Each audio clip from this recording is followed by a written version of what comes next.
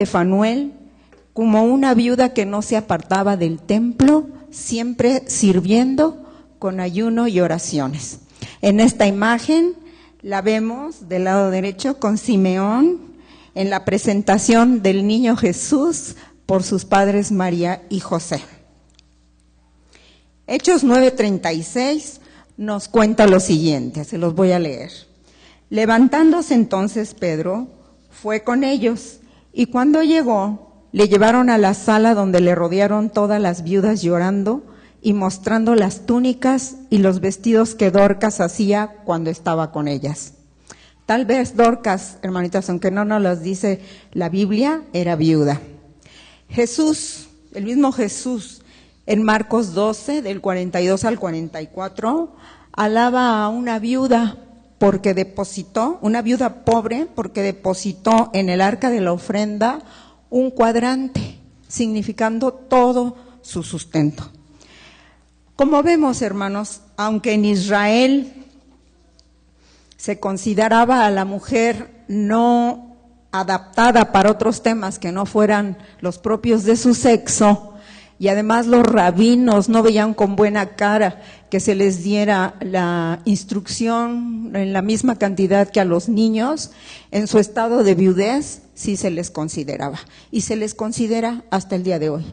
Pero esto no pasa en todos los países del mundo. Hay lugares donde la mujer viuda sufre verdaderamente, como por ejemplo en África. En África la mujer viuda no tiene derecho a nada según la cultura local. Puede ser reivindicada por algún pariente con el pretexto de protegerla, pero es solamente para quitarle todos sus bienes. Las viudas en aquella región son víctimas de la violencia física y mental, inclusive del abuso sexual. En Tanzania, hermanos, especialmente en Tanzania, la viudez se ve como el origen de toda la vergüenza. Se cree que las viudas están malditas y asociadas con la brujería, lo que implica que sean víctimas de aislamiento, y cientos de mujeres han sido sacrificadas por ser acusadas de brujas. Aquí vemos en el centro, no se ve muy bien, pero es una mujer que fue rescatada todavía con vida del fuego donde la habían lanzado después de acusarla de bruja. En el Congo, por la actividad de los varones, el 50% de las mujeres son viudas. Hay regiones todavía más crueles en el trato de las viudas, en la misma África. Las viudas son lugares donde las viudas son víctimas de degradantes rituales de sepultura y duelo. Está su vida aún en juego. Fíjense lo que les hacen. Las hacen beber el agua con que lavaron el cuerpo de sus esposos. Deben tener relaciones sexuales con todos los varones parientes del esposo. Les rasuran la cabeza y las someten a la escarificación. Esto es les hacen en la cara unas escaras o costras por cauterización, o sea, les hacen llagas con soluciones cáusticas para que queden marcadas y así todo el mundo sepa que son viudas. En el Islam, las viudas tienen derecho a heredar y tienen derecho a casarse después de determinado tiempo, un periodo de espera que es más o menos de 4 meses y 10 días. Si encontraron marido, qué bueno, pero si no lo encontraron y no heredaron, entonces tienen derecho a ser mantenidas por 1 año antes de ser echadas a la calle. Si bien les va, hermanitos, se enfrentan a la denegación de sus derechos. Los derechos de herencia, los derechos de la tierra, incluso, hermanos integrantes de su propia familia. Háblese de hijos, hermanos, padres y todo eso, ¿verdad? Las desalojan de sus hogares, aún sus propios hijos los desalojan de sus hogares y las someten a abusos físicos. En algunos casos llegan al asesinato y eso es muy frecuente. Aunque la ley islámica atiende a las viudas y les da derechos y deberes, la realidad no es así. La realidad es esto que les estoy contando. En Irak hay 3 millones de viudas debido a la violencia que sufre el país desde hace 7 años. Todavía ahorita, ¿verdad? Siguen en guerras, en conflictos bélicos. Y tan solo, hermanos, en el 2006, al día quedaban viudas de 90 a 100 mujeres. A Bagdad, la capital de Irak, se le llama la ciudad de las viudas. Y las vemos vestidas con su abayar negro, como está aquí en las fotos. Pasan entre los carros estacionados en los retenes de seguridad, pidiendo comida y dinero. También las vemos en fila, como la foto de arriba, con sus hijos esperando frente a las mezquitas que les den agua y cobijas gratis.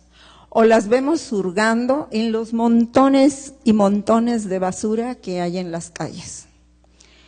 Algunas de ellas viven con sus hijos en los parques públicos y otras se refugian en los baños de las gasolineras.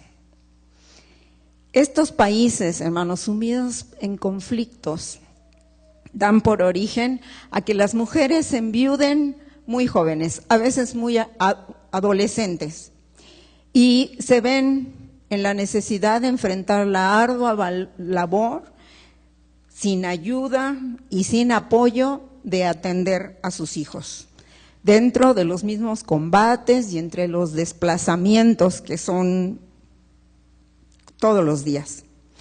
Las viudas menores de 30 años y que no hayan tenido familia pueden volverse a casar. Existe un grupo, hermanos, de más de 1 millón de viudas que sufren unidas, se han juntado y sufren unidas de la opresión, de las tradiciones, la soledad y el desamparo. Ellas mismas se llaman el Ejército de Viudas de Irak.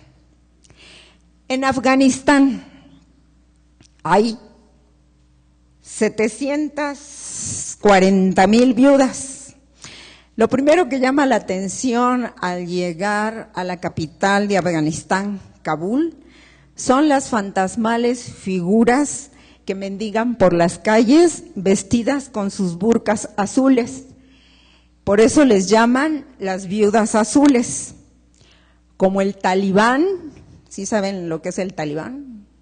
Es una facción política militar fundamentalista del Islam, quiere decir que siguen las leyes del Islam, pero así como hacían los fariseos.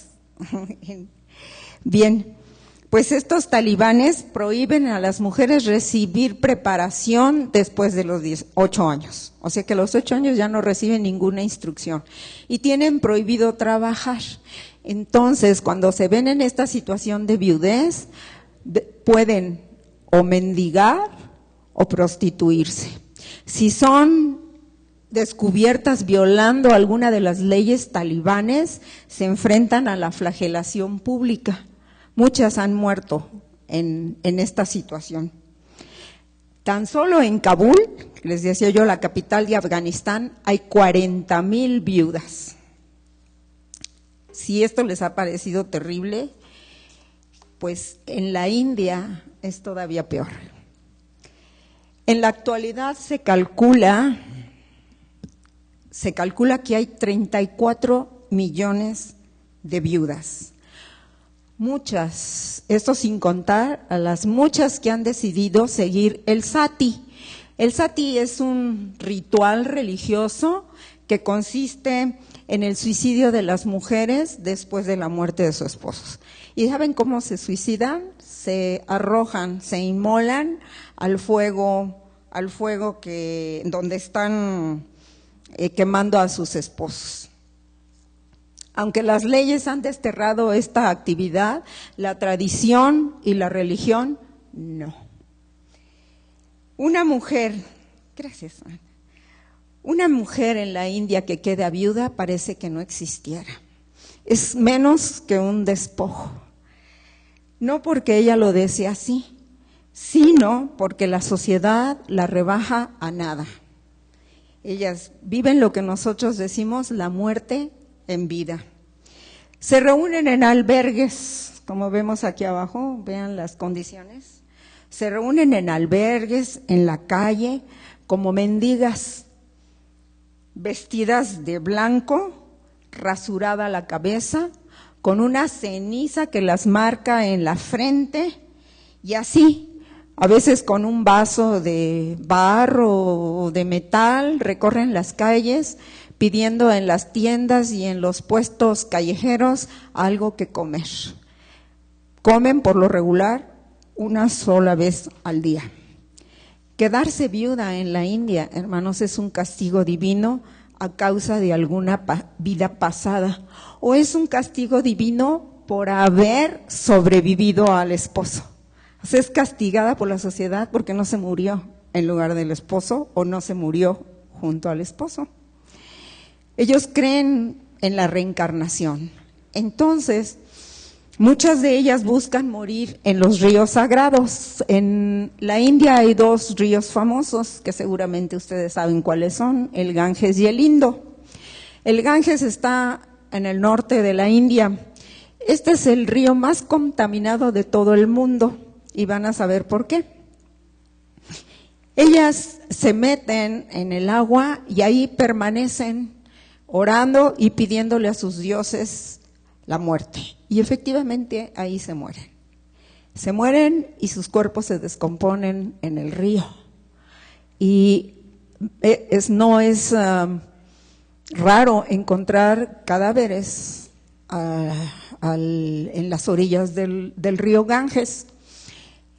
En una sección donde son quemados los cadáveres de las personas que mueren y después sus cenizas son arrojadas al Ganges, un poquito más hacia abajo, podemos encontrar a la gente bebiendo de esa agua, bañándose, aún los niños, y hay una tribu Aori que se come los cadáveres de las personas que están ahí. Entonces es algo terrible.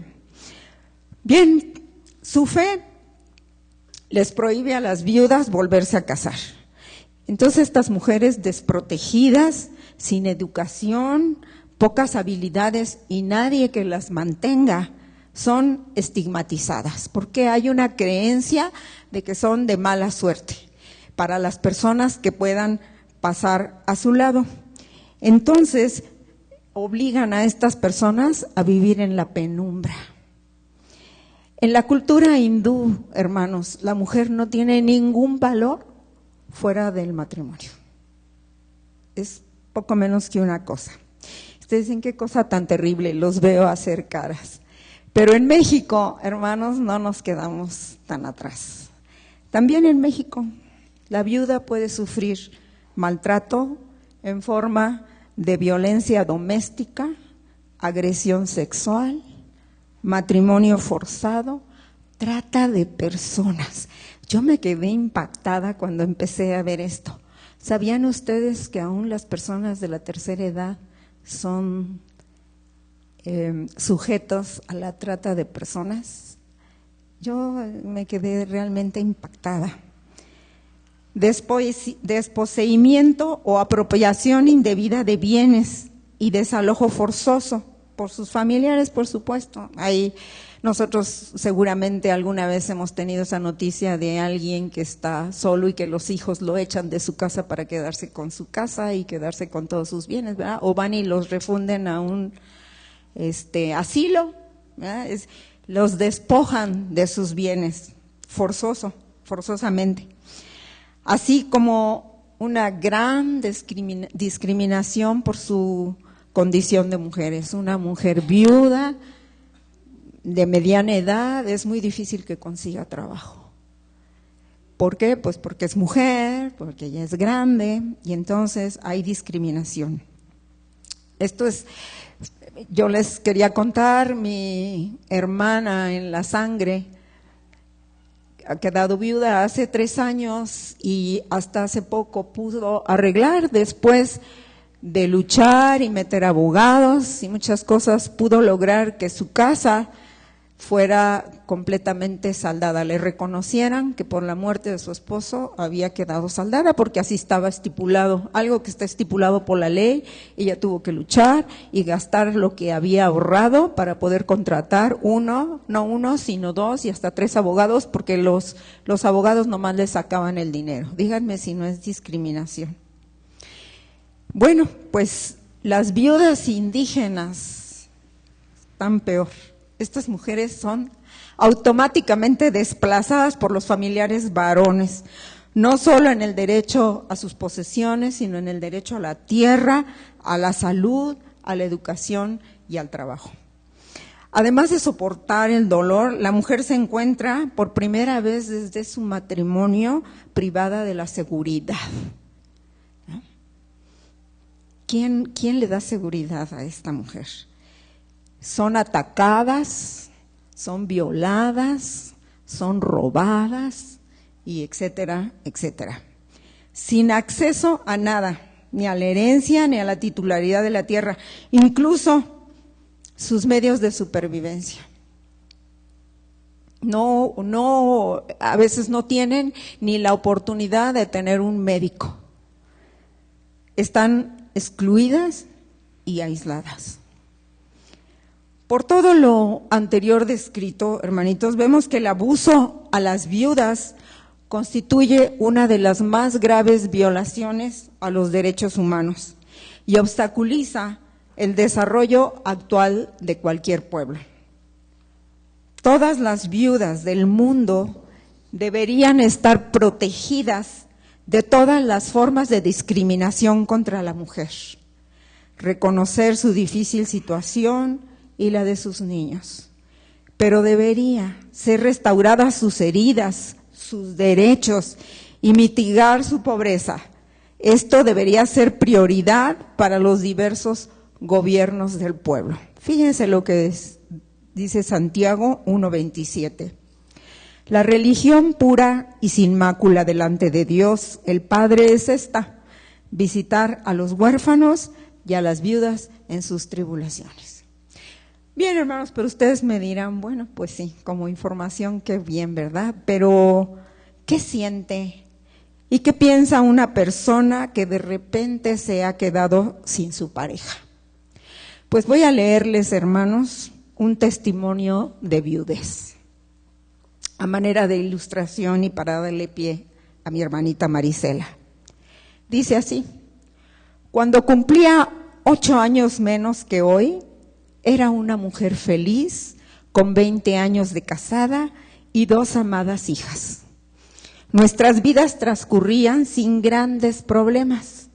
Pensaba que así iba a ser por el resto de nuestros días, pero todo comenzó hace 5 años, cuando mi esposo manifestó los primeros síntomas de la enfermedad EPOC, enfermedad pulmonar de obstrucción crónica producida por el cigarro. Y mi insistencia por consultar un médico que nos ayudara al tratamiento y control. Él no hizo caso y así pasó tiempo hasta el día que tuve que llevarlo de emergencia al hospital, aún en contra de su voluntad. Los días en el hospital fueron tranquilos, pues él mejoró rápidamente y los doctores pronto lo darían de alta. Esto sucedió, hermanos, en la época que en México hubo el brote de influenza y en los hospitales, sobre todo del Seguro Social, atendían numerosos casos con esta enfermedad. Así que mi esposo, de un día para otro, se le complicó todo y él falleció. Nadie esperaba esto. Fue muy sorpresivo y difícil de aceptar. Los médicos nunca me dieron una explicación de lo que había pasado. Yo no alcanzaba a comprender qué sucedió. Quedé en un estado de confusión total, ni siquiera podía llorar. No podía creer que ya no estaría más conmigo, que ya no lo volvería a ver ni escuchar. Es un estado que no se puede describir, es devastador. Sentimientos del alma partidos en pedazos, entre abandono, despojo, ausencia, soledad, angustia, culpa. Sí, culpa. Si yo hubiera sido más insistente, si lo hubiera obligado a atenderse, si hubiera pedido ayuda, tal vez hoy estaría con nosotras. Durante el funeral estuve como en un sueño. Lo que vivía no era real. No era mi amado al que despedía, no podía ser real. Pero lo verdaderamente difícil fue cuando regresé a mi casa y me di cuenta que no era un sueño. Él realmente no estaba y nunca volvería a estar. Caí en un abismo profundo, desalentada, abatida, desolada, incompleta, envidiosa de las personas felices a mi alrededor, terriblemente desamparada, triste y enojada, muy enojada con él por haberme dejado sola, por no pensar en las consecuencias al no cuidarse, enojada porque se murió. En inconsolable abandono murió parte de mí por desgaste de corte tormentoso. Solo así nos podíamos separar. El vivir de mi vida se había acabado. Qué desprendimiento tan doloroso, imposible de soportar. Lo mejor para mí era también morir. Sin embargo, no morí. Pero sí me tuve que enfrentar a uno de los obstáculos más grandes de superar, la soledad. Teníamos muchos años de casados y cumplía con todos los anhelos que yo había deseado de un marido. Éramos no solo esposos, compañeros de vida, cómplices, éramos amigos. Por las noches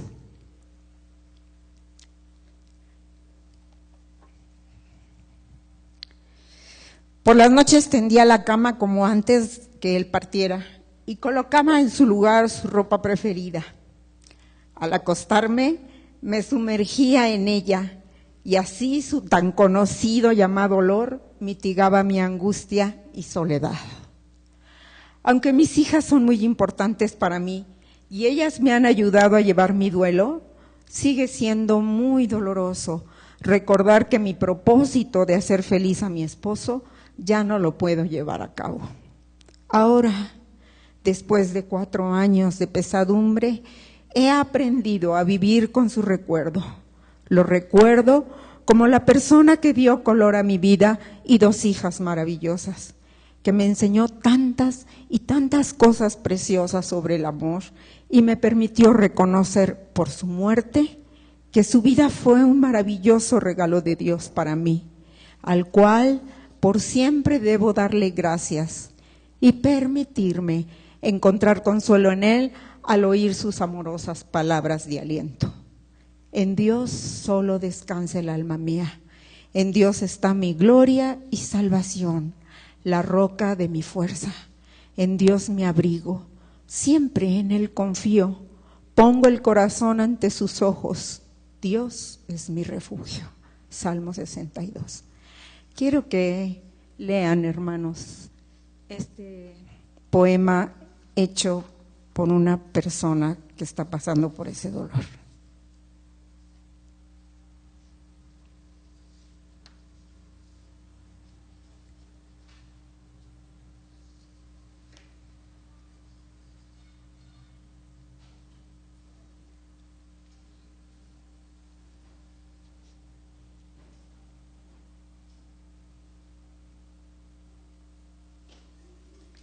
Como vemos, hermanos, uno de los problemas más difíciles de superar en esta situación es la soledad. Entonces, oigamos a nuestra hermanita psicóloga Marisela Saldívar y a ver qué nos dice. Pero antes, hermanos, quisiera yo agradecer a mi hermana en la sangre, Margarita Alvarado, y a mis hermanos en la fe, la doctora Sonia Rial y el hermano José Velázquez, en la colaboración para el testimonio que les acabo de leer. Muchas gracias, hermanos. Gracias. No sé si ya se escucha con el... ¿Ya? ¿Ya no tengo que estar pegada? No hay sonido en el micrófono inalámbrico. ¿Ya se escucha?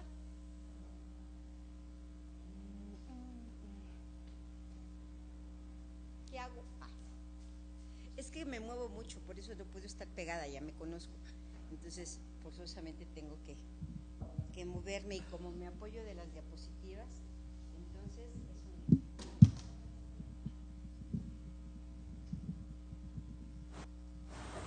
¿ya está? Ay, sí. Mira, como siempre se necesita de personas.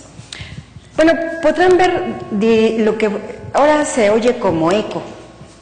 Como si, ¿sí lo escuchan bien? ¿Cómo? Ya. Bueno.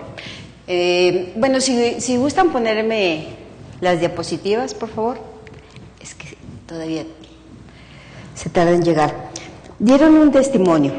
En ese testimonio pudieron ver lo que es el dolor como tal ante la pérdida. Pero el dolor, aparte de experimentarlo tan dolorosamente, si lo ponen en un umbral del 1 al 100, como decía la hermana, llega hasta los niveles mayores.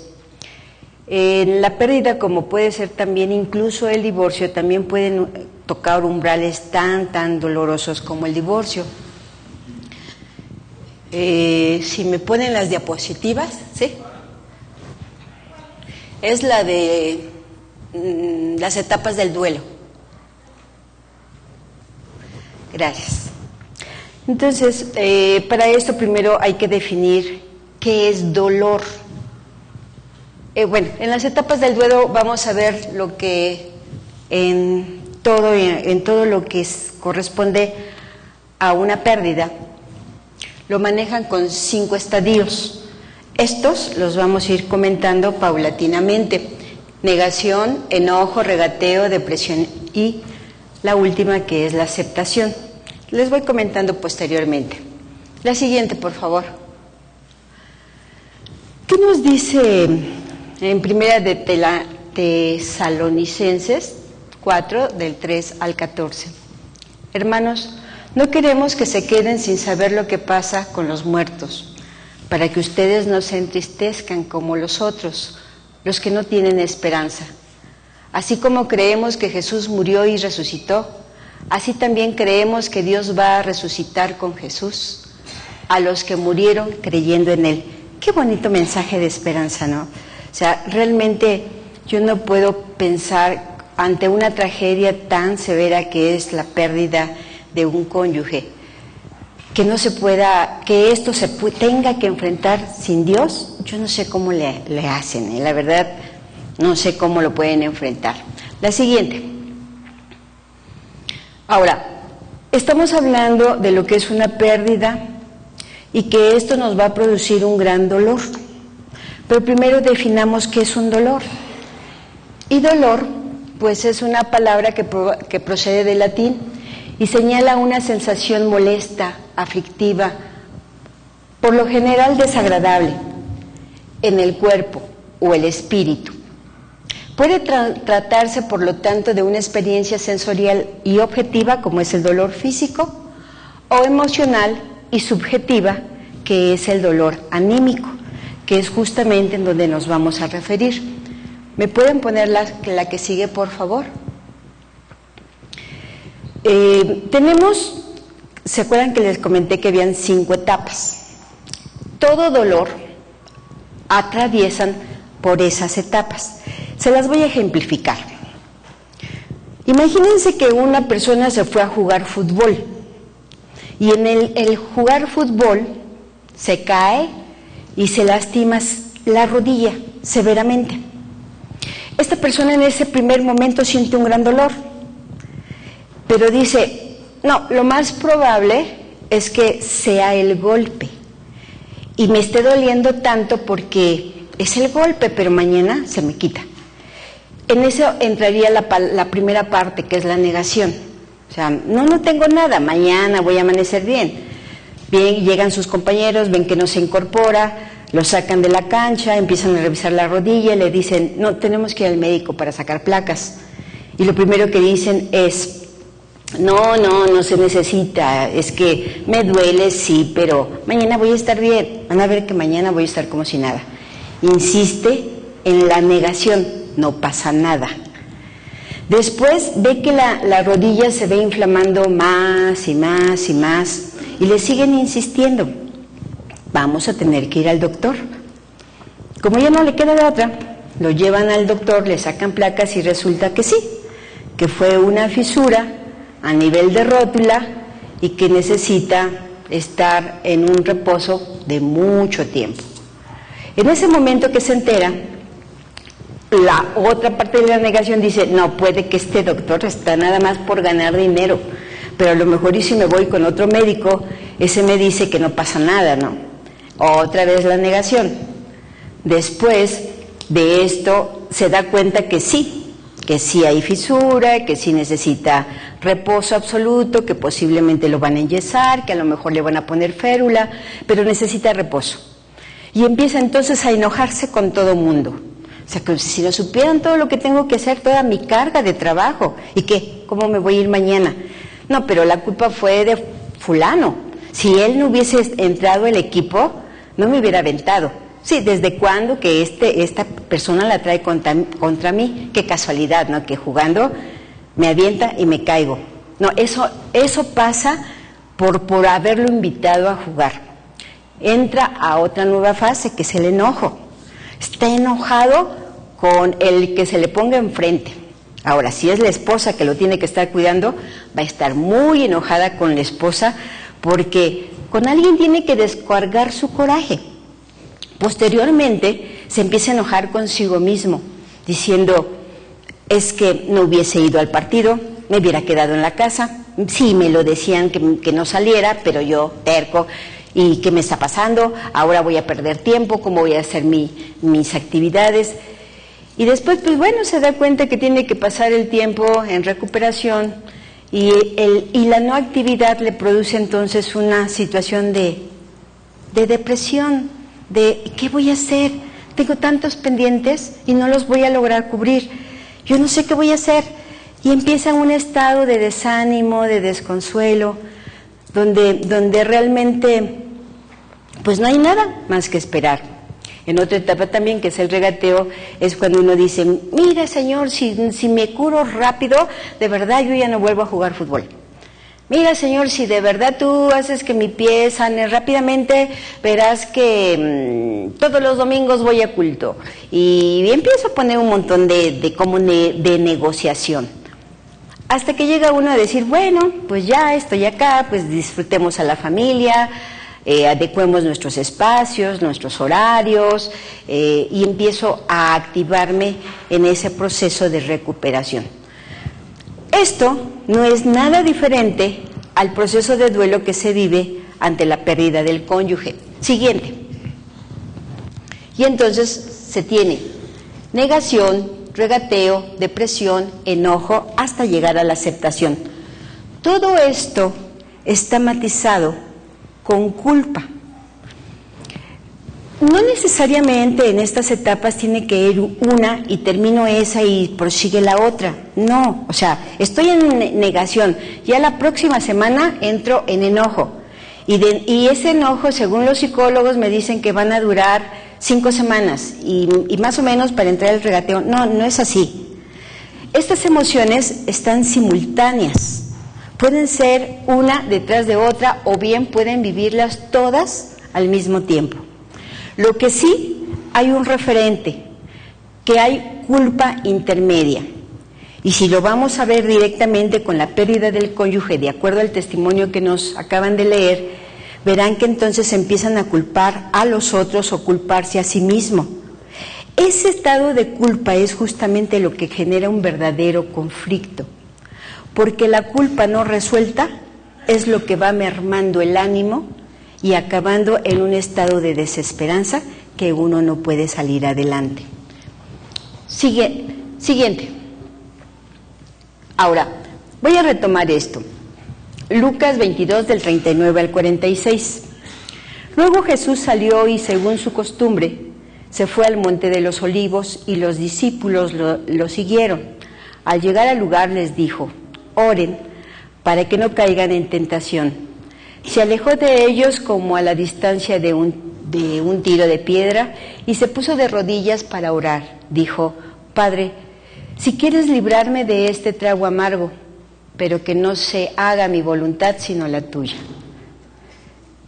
En esto le apareció un ángel del cielo para darle fuerzas, y en medio de su gran sufrimiento, Jesús oraba aún más intensamente, y el sudor le caía a tierra como grandes gotas de sangre. Cuando se levantó de la oración, fue a donde estaban los discípulos y los encontró dormidos, vencidos por la tristeza, y les dijo: ¿por qué están durmiendo? Levántense y oren para que no caigan en tentación. Retomo esta parte de estos versículos porque quiero retomar el sufrimiento de Dios antes de saber que Él partía del mundo que Él conocía. Y aún siendo Jesús, sufrió muchísimo. Porque el sufrimiento es parte del ser humano, es parte de la naturaleza humana. Y posteriormente vamos a analizar cómo fue que logró salir adelante y a través de qué logró salir adelante. Y subrayé dos partes importantes: que sufrió y había tristeza. Gracias. La siguiente. Por lo tanto, retomando y recapitulando lo que habló la hermana anteriormente, dice que la viudez es un estado de mucho dolor, ya que se tiene la sensación de que el mundo se transformó. Eso es un hecho, ¿verdad? No vuelve a ser nada igual. La pérdida del compañero o compañera de vida, en donde uno armó muchos o todos los proyectos de vida, quedan inconclusos.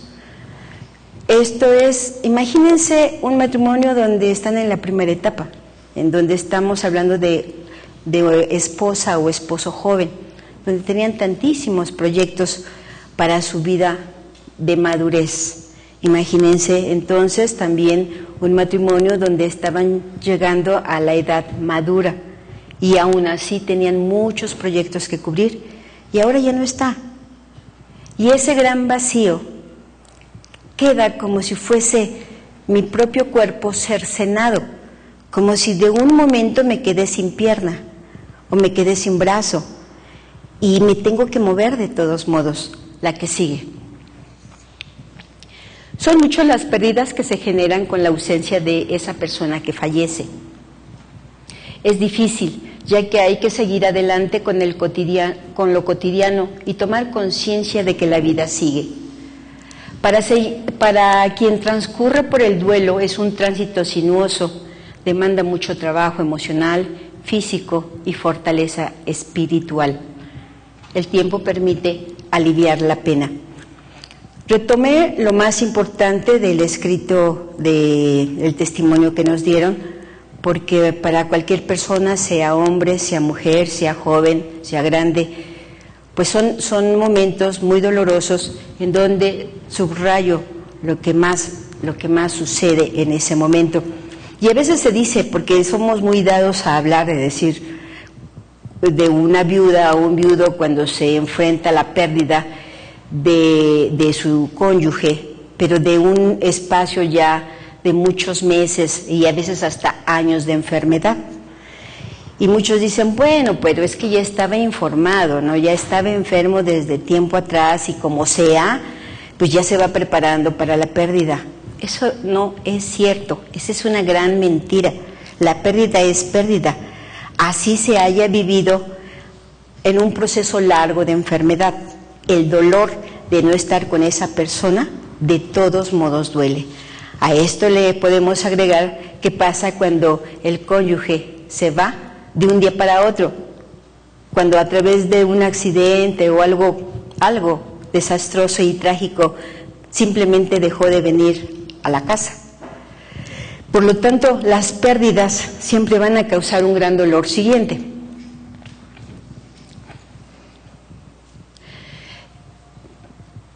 ¿Verdad que esa ya la leímos? Ya, la que le sigue. Bueno, tomo otro versículo de esperanza que dice, Jesucristo dijo, yo soy la resurrección y la vida, y el que cree en mí, aunque esté muerto, vivirá. Esos son versículos de verdad como de vitaminas, porque es lo único que nos da esperanza para poder enfrentar estos sucesos tan difíciles. Siguiente. Cuando nos enfrentamos a esta pérdida, pongo aquí, porque más allá de los recursos personales que cada individuo tenga, el individuo es transferible. El duelo es intransferible. ¿Qué significa? Que no se puede hacer nada para decirle, ¿sabes qué? No puedo con este paquete, te lo dejo a ti y vívelo tú. ¿Verdad que no se puede? Uno tiene que vivir su propio duelo. No puede negar el duelo incluso. Lo vamos a ir viendo seccionadamente. Por lo tanto, el indeseado duelo tiene su tiempo y demanda esfuerzo. Eso es importantísimo. Pero también hay una receta que podemos hacer para poderlo enfrentar. Siguiente. Cuando una pena o dolor está sin resolver, es destructivo. El desconocer la pena es doloroso. No se está consciente de que era la causa de muchos temores, enojos, ansiedades y algunas veces enfermedades físicas. A veces uno quiere pasar por esta etapa sin quererla ver y sin quererla sentir, sin darse cuenta que cuando no se vive y no se siente y no se va viviendo cada uno de estos sentimientos y emociones, se va dejando dentro del corazón una gran cicatriz que impide que los órganos se muevan adecuadamente. Simplemente se impide estar feliz porque se vive en una amargura continua, en un rencor absoluto y a veces hasta un odio. Por eso es necesario atravesar por esto, aunque sea doloroso, y no pasar con los ojos cerrados. Siguiente. La pena curada es una fuente de vida, la pena sin resolver, fuente de dolor, por ende, una variedad de comportamientos destructivos. Si nosotros no le enfrentamos, no quiere decir que ya no nos va a doler, al contrario, nos confunde más, nos obstaculiza para seguir adelante. Siguiente. Entonces, retomamos las 5 etapas del duelo, que sería negación, enojo, regateo, negociación, depresión y aceptación. Se las comentaré posteriormente. Siguiente. ¿Qué es la negación? En la negación es una de las fases, es una de las etapas. No admite que ese evento doloroso haya sucedido. ¿Se acuerdan del testimonio? Justamente donde dice, no, o sea, no es posible que llego a mi casa y ya no lo vaya a ver. Es tan doloroso y la mente llega a formar como hacer un tipo de aspirina para no enfrentarse a ese evento tan doloroso. Hay un mecanismo de defensa que se llama negación y entonces uno empieza a decir, no pasa nada, de verdad no pasa nada. Muchas personas, cuando llegan a ir a asistir a un velorio, a un cortejo fúnebre, la primera pregunta es, ¿y cómo viste a la hermana?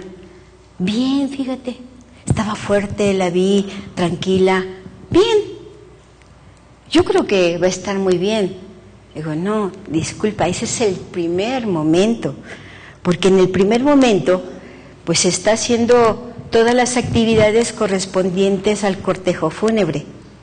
Y obvio que en ese momento todavía la persona está en negación y parece ser otra, como decía el testimonio, es otra la que está atendiendo a las personas. es otra la que está viviendo, pero no es ella, porque entra en un mecanismo de defensa que se llama negación. En el principio esta negación es buena porque es la manera de disminuir el impacto, pero una negación prolongada del dolor puede ser sumamente dañina. En esta etapa, cada persona trata de cubrir bien las apariencias frente a los familiares, vecinos o amigos. Impide que las personas tomen una decisión. O sea, la negación es parte del proceso, pero hay personas que se quedan estancadas en la negación, como diciendo, no pasa nada. Y se puede uno acercar a ellas y decir, ¿cómo te sientes? Bien, no pasa nada.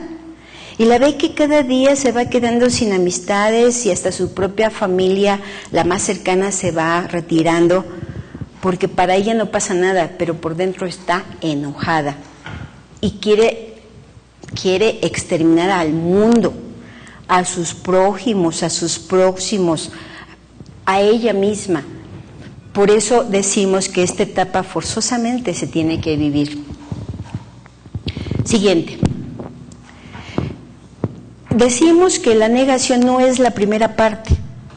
Está todo mezclado, estas etapas están mezcladas, pero sí se manifiesta como un primer momento para amortiguar de una primera instancia ese dolor.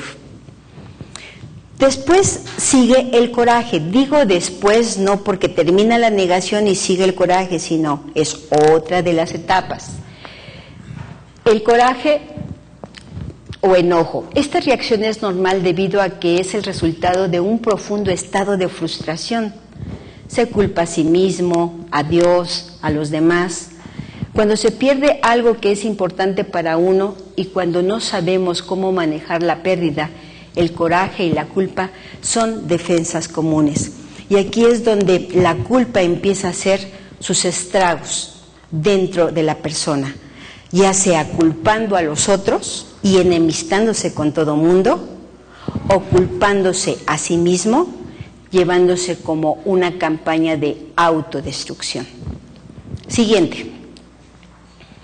El enojo da como consecuencia el de querer desquitarse con otras personas, con Dios o con la iglesia, o en ocasiones con uno mismo por haber contribuido a esta pérdida o dolor y no poder haber hecho algo para evitar el acontecimiento. Es necesario aprender a expresarse de una manera asertiva y constructiva. En estos cuando la persona está en ese dolor tan grande, antes de esto hubo mucho tiempo de oración donde decía, Señor, sánalo, Señor, haz esto, Señor, cúralo. Y cuando no es eso, cuando no se da la petición que quería la persona, pues empiezan a culpar a Dios. Y muchas personas se alejan de Dios en esta etapa, porque creen que Dios no respondió, porque creen que Dios le dio la espalda. Pero realmente su estado es tanta su frustración que tiene coraje y le va a poner el coraje a quien pueda y quien esté cerca. Y si estaba cerca a Dios, hasta Dios le ponen la culpa. Si están cerca los hijos son los culpables. Si está cerca los tíos, las hermanas son los culpables de esa situación. Y por eso se maneja mucho coraje. Decimos que la mejor manera es de expresarlo a través de la comunicación asertiva, y es contactar esos momentos de tristeza, es contactar esos momentos de angustia, de desesperación, de la emoción que tengan, tocarla, sentirla y poderla expresar y decirles, me siento triste. Muchas mamás, cuando se quedan con hijos pequeños sobre todo, no les gusta llorar delante de los hijos, ¿no? Y entran los niños y las personas están llorando y les dicen, ¿qué te pasa? ¿Estás triste? Y lo primero que hacen es secarse las lágrimas y decir, no, estoy cortando cebolla, y están como a 2 habitaciones de la cocina, ¿no? Y no quieren aceptarlo y no quieren enfrentarlo con los demás, que eso que está sintiendo es real. Y quieren enmascararlo a través de frases, pero el sentir de adentro, eso es lo que no desaparece. Expresarlo es la mejor manera de poderse desafanar de ese gran dolor. ¿Y cómo expresarlo? Decir, me duele. Tuve en consulta una familia, madre, 2 hijas, una universitaria y una de preparatoria. Su esposo había fallecido 4 o 5 meses antes de que hubieran llegado al consultorio, de una manera drástica.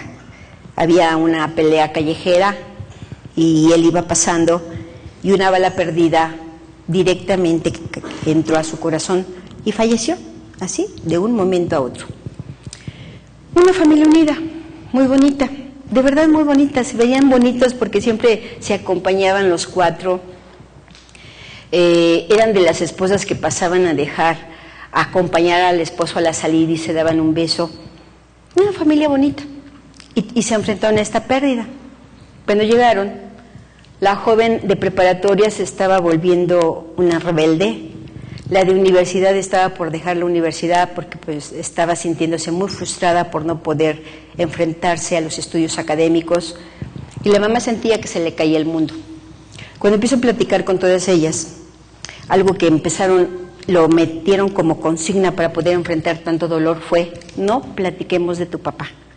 Jamás platiquemos. El que platique, le dejamos de hablar. Y fue un tema en donde no se tocaba. El papá como si no hubiese existido, en apariencia. El no comentar este dolor hacía justamente que por dentro se estuvieran frustrando más y más. Y al tener tanta frustración iba a haber mucho más coraje, mucho más enojo. Y entre ellas estaba viendo justamente esa situación ya discordante, ya había gritos, ya la joven se iba a empezar a juntar con grupos de pandillas y cosas así por el estilo. Y la joven de universidad, que siempre iba con buenas calificaciones, a punto de renunciar.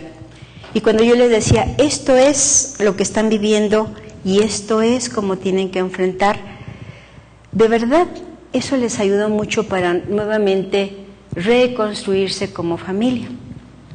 La siguiente. El regateo de la negociación es otra etapa.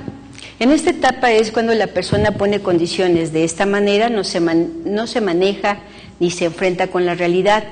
El pacto es intento de posponer lo inevitable.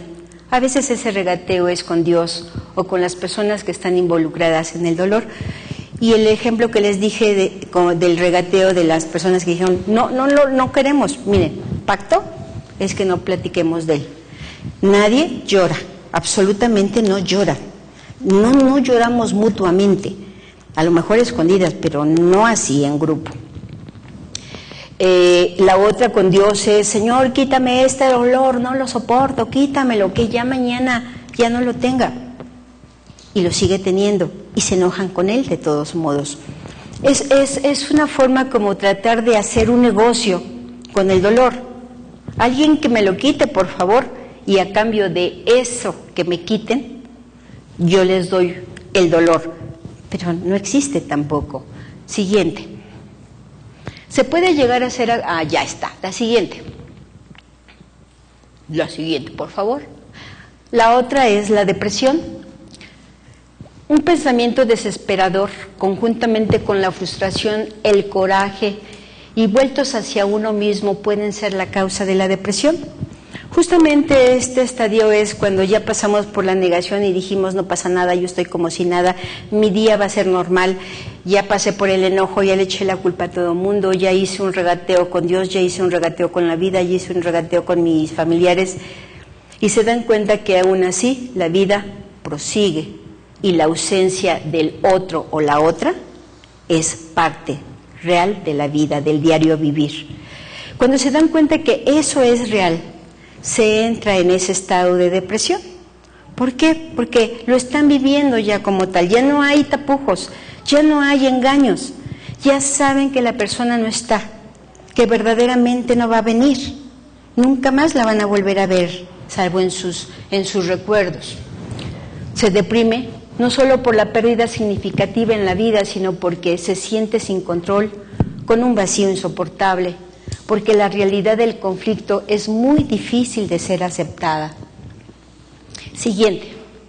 Un individuo en esta etapa se siente desvalido, perdido, sin vida, y en el último de los casos puede llegar al suicidio. Es un estado en general temporario y preparatorio para la aceptación de la realidad, en la que es contraproducente intentar animar al doliente y sugerirle mirar las cosas por el lado positivo. ¿Qué pasa cuando ustedes no son directamente las personas que están viviendo la pérdida, sino son los familiares, ya sea los hijos, los hermanos? ¿No son muy dados a querer que no verlos sufrir? Y llegan ustedes y ya te compré boletos de teatro, vámonos al teatro. Y la otra persona dice, no, déjenme aquí, yo quiero estar acá. Y llegan y la ven llorando, no, ya, no llores, levántate, mira, vámonos a correr, vámonos acá, vámonos allá. Creen que eso es lo mejor, pero no. El poder experimentar las partes de esas fases del dolor con esas emociones es justamente como nos van a ayudar a superarlas, no negándolas, ni enojándose, ni mucho menos el que está tratando de ayudar diciendo no pasa nada, ponte alegre, mira, te cuento chistes, mira, me visto de payasito y te hago cosas de circo. No, realmente el que quiere acompañar a un doliente es aquel que solamente está cerca, tomándole de las manos, de los hombros y decir, estoy contigo. No quiero decirte nada, solamente cuenta conmigo. Esa es la única forma de poderlos apoyar. Esa es la única forma de que la persona que está pasando por ese dolor se sienta acompañada. De lo contrario, van a hacer que todas estas etapas se hagan más largas. Siguiente. Esto significaría que no debería pensarse en su duelo y sería absurdo decirle que no esté triste. Si se le permite expresar su dolor, le será más fácil la aceptación final. Expresar su dolor. Permítanles que hablen y hablen y hablen. ¿Te acuerdas cuando tu papá nos llevaba al parque? ¿Te acuerdas cuando tu mamá nos hacía este guiso? ¡Ay, qué rico! Pasábamos la Navidad. Permítanles hablar. El hablar es una forma de encontrar consuelo. Va a llegar un momento que deje de hacerlo, pero en el estadio de esa pérdida es necesario que se desahogue a través del lenguaje mismo. Sí, ya voy a terminar. Siguiente.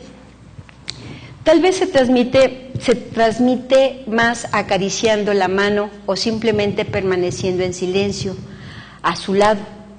Son momentos en los que la excesiva intervención de los que lo rodean para animarlo le dificultarán su proceso de duelo. Siguiente. La aceptación. Este proceso de dolor resulta más fácil elaborarlo y enfrentarlo si contamos con la presencia de otras personas que entienden nuestros mecanismos de defensa, amigos que están dispuestos a apoyarnos cuando se está sufriendo, porque ellos también conocen dicho proceso, como podrían ser consejeros espirituales de la iglesia, pastores, hermanos de la comunidad, familiares que nos orientan para llegar a tener una estrecha relación con Dios. Y esto es importantísimo. Yo les decía, una persona que pierde una persona, un familiar, al esposo, sin Dios, yo no me imagino cómo lo pueden vivir, definitivamente, y explico posteriormente por qué. Siguiente.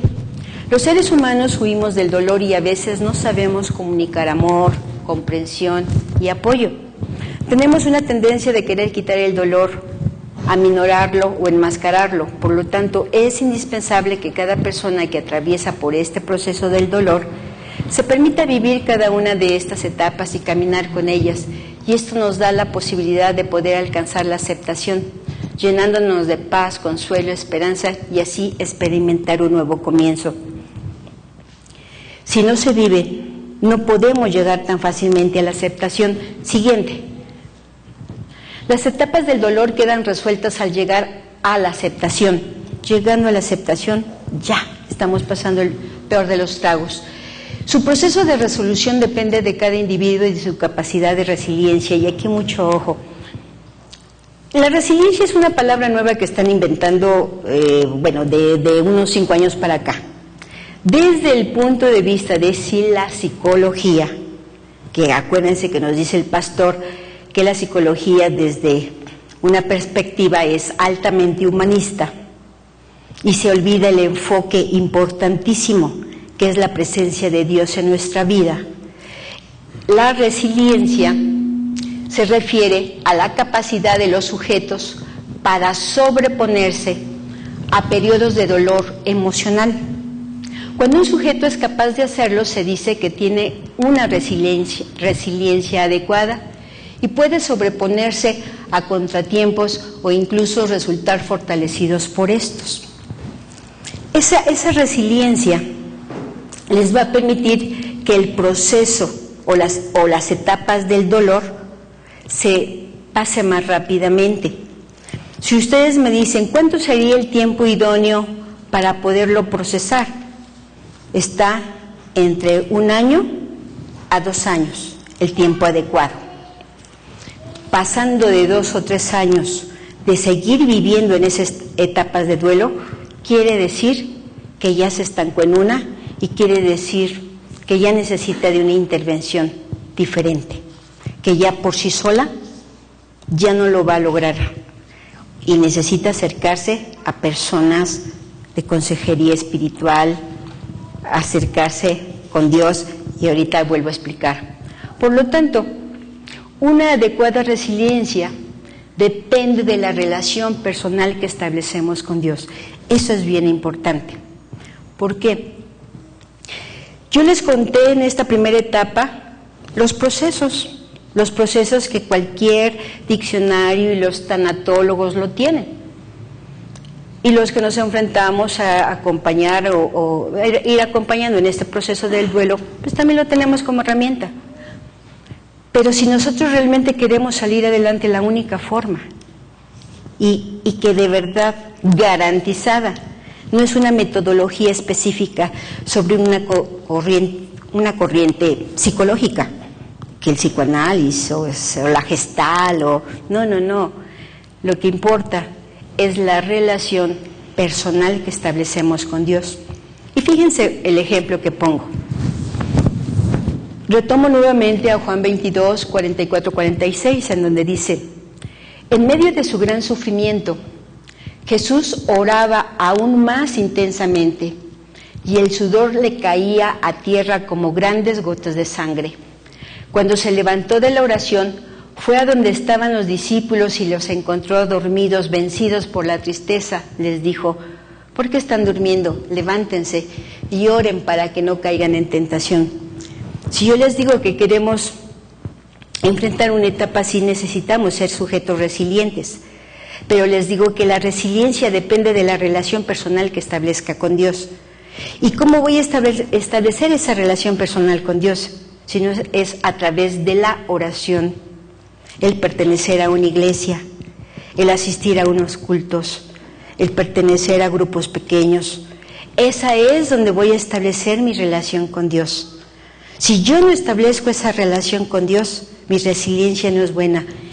Y Jesús, siendo Jesús, cuando se enfrenta al sufrimiento, que hasta le dice al Señor: retírame, si puedes, retírame esa copa, pero que se haga tu voluntad y no la mía. El Señor, que dice, la anterior. Esa mera. Dice, Jesús oraba aún más intensamente. Siendo Jesús, ¿qué hacía para enfrentar ese sufrimiento? Oraba más intensamente. ¿Qué le pedía a los apóstoles para no caer vencidos por la tristeza? Levántense y oren para que no caigan en tentación. se dan cuenta que como aún siendo Jesús, su resiliencia dependió exclusivamente de la relación estrecha que mantuvo con el Señor. Imagínense qué hubiese sido de nosotros si Jesús entra en todas las etapas del duelo y en la negación de, ay, no, yo no, creo que no soy el Mesías viéndolo bien. O qué tal si entra en el enojo, no, ahora no hago caso a nadie, mejor me voy a otro lado, a una depresión. No, el Señor a través de la oración, a través de esa relación constante con el Señor, logra enfrentar ese trago amargo. Siguiente. Juan 15:5, y dice, yo soy la vid, vosotros los pámpanos. El que permanece en mí y yo en él, éste lleva frutos, porque separados de mí, nada podéis hacer. Y eso es bien importante. No importa qué tanto estemos pasando de mal en esta situación de pérdida. Separados del Señor, nada se puede hacer. Siguiente. Mateo 6, 33, 34. Mas buscad primeramente el reino de Dios y su justicia, y todas estas cosas os serán añadidas. Así que no os afanéis por el día de mañana, porque el día de mañana traerá su afán. Basta a cada día su propio mal. Y bueno, conclusión, en las etapas del duelo, la mejor manera de enfrentarlas es relacionándose personalmente con el Señor. Gracias.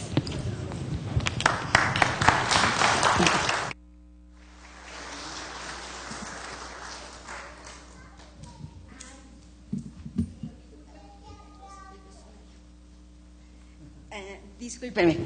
En las hojas que les dieron, al final hay un cuestionario, ¿no? En el receso no se escribe nada. Ah, bueno, está guay. Sí, fue algo que no les compartí, hermanos. Al final les vamos a dar el material, porque los vi ahí anotando. Disculpe que no les avisé. Les vamos a dar el material completo de este taller. ¿Y habrá preguntas y respuestas? Hay preguntas y respuestas. Ahorita es el momento, 10, 15 minutos de pasar a tomar un café. Hay agua, hay refresco.